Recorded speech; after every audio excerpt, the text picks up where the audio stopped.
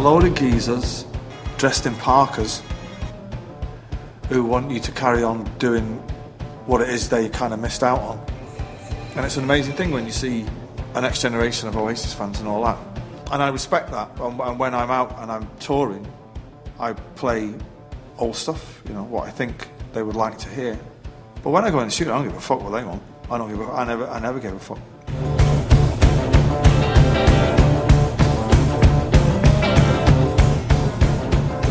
I'd started chasing yesterday, and I'd got to a point where I was happy with the songs, and I'd done pretty good demos, and I thought I'd get a producer and see if we can take it somewhere else. I arranged to meet him, and I basically said, look, these tracks are done. There's no point, but I'd be really interested in doing a record if we started from scratch. He said, there's nothing for me to do, so I can't really get involved. And I was like, saying to him, but well, I really want to make a record with you. And he said, well, if you want to make a record, then come to Belfast and we'll start a record. And I said, well, do you want to hear some of the songs? And he said, don't bring any songs you've got left or written, I'm not interested in.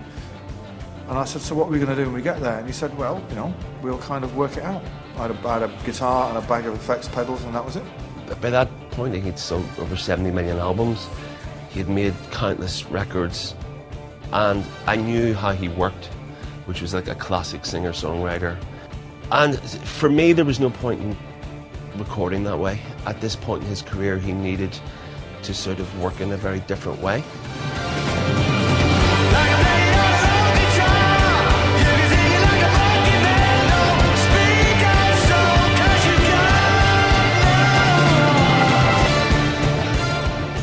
So I just started going through my archive of records and stuff that I've bought specifically for inspiration, and just started putting together a whole series of loops, just directions that I thought that'd be a great jumping off point for him, and he really responded well to them.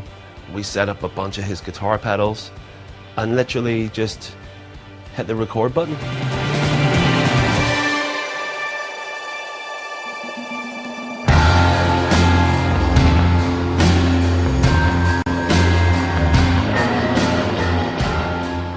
Got some games together, some city matches.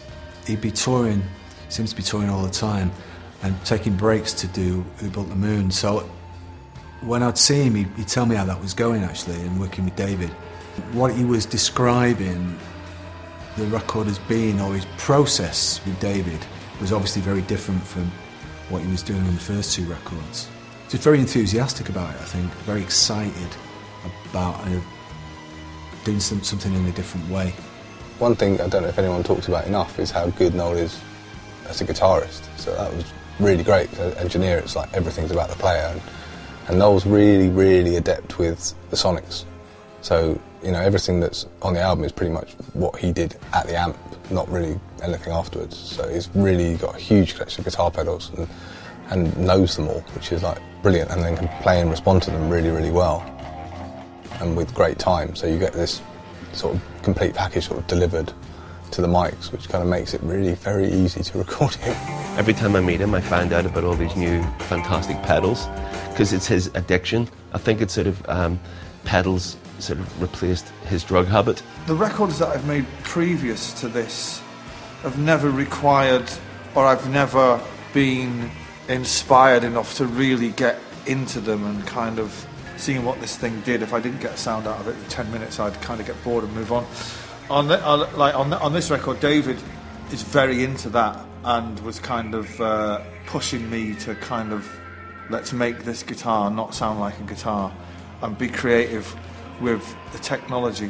He just got it like straight away, and all this gold just started sort of, you know, coming out of the amplifier, and it was like, this is really exciting. And we just started really just enjoying the process and not thinking too much about it. I don't know, maybe he thought I was more conservative in my taste than I am, you know what I mean? Which, I'm aware that most people do think that. You know, it was so loose. It was like, what does this pedal do? And what does that sound like? And, you know, then we would just record a bunch of stuff. You know, a lot of the time we didn't even know what it sounded like, but we knew it sounded good. And then by the end of that first week, I'd say 2/3 of the album were done in that first 5 days. I think if you make a record that splits opinion, it's a good thing, as long as it's a good record. If you've been around a long time, you're always going to have people who are going to, mouth off and have certain kinds of opinions if you sort of break out of the norm a little bit.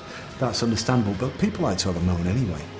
The spirit of what he does, I think, which is the key thing, is still there, And the proof really is when you go to his gigs and the audience really do genuinely love the new stuff. Considering the kind of love that's there for his old stuff, he's doing all right.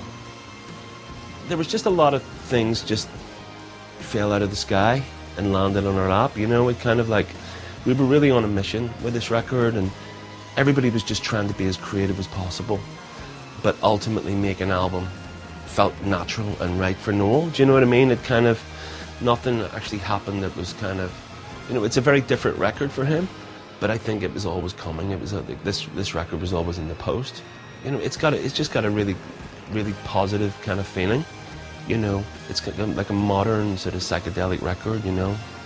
I don't think he'll be able to work any other way again, because it was actually really exciting for him, and sometimes a bit chaotic. But he could always see that we were getting these great results, and it just had to evolve naturally into what it sort of became.